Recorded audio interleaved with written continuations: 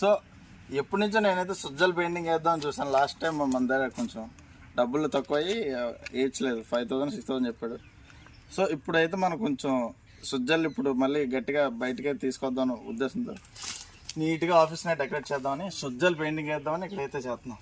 So ఇప్పుడు starting మన దగ్గర ఉన్న ఫస్ట్ వర్క్ ఏంటంటే ఫస్ట్ పేపర్ కొట్టాలి, దాని తర్వాత పెయింటింగ్ వేసి దాని మీద మనం డ్రాయింగ్ వేద్దాం.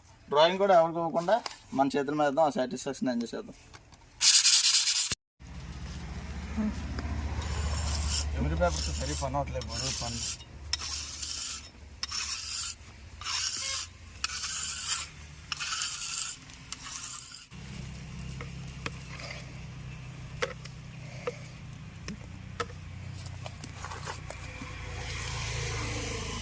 చెప్పరా 2 కోటింగ్లు వేయాలి. కలర్లో వచ్చింది, కొంచెం చక్కెర రావాలి కదా. ఏంట్రా వస్తుంది పెయింటింగ్ రానట్టు పెయింటింగ్ అయితే ఎడుతుంది కొంచెం మొత్తం అది కలిపేద్దాం మొత్తం.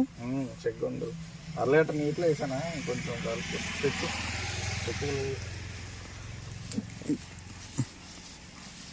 తెచ్చు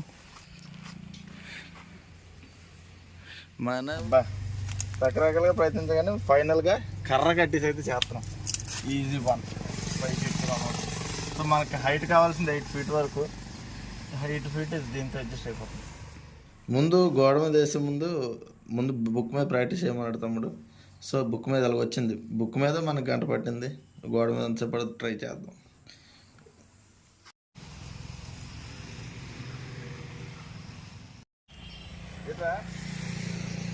ఉందా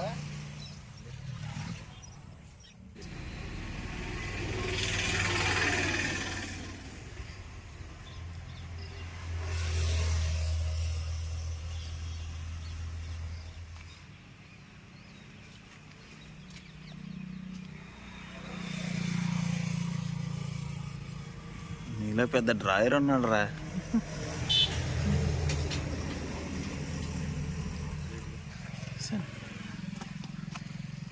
అలా సైడ్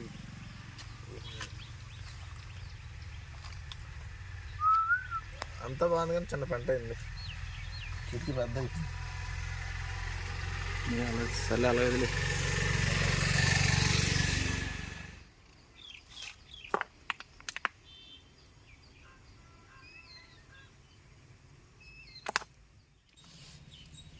షర్ట్లో వేసింది.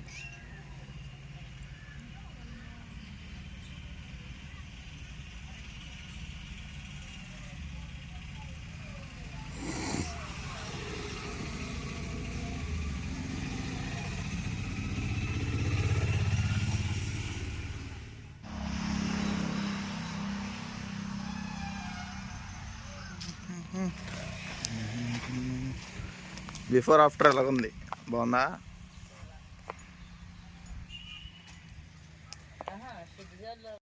చూడండి దూరే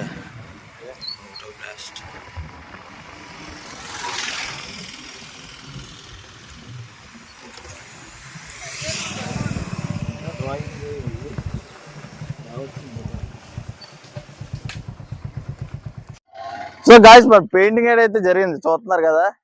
ఇప్పటి నుంచో వేయాలని చాలా రోజుల నుంచి అనుకున్నాను. ఈ పెయింటింగ్ కూడా మనం ఒక రోజు వేసింది కదా, సరదాగా మన లేజినెస్ తెలుసు కదా, 10 రోజులు అయితే పట్టింది.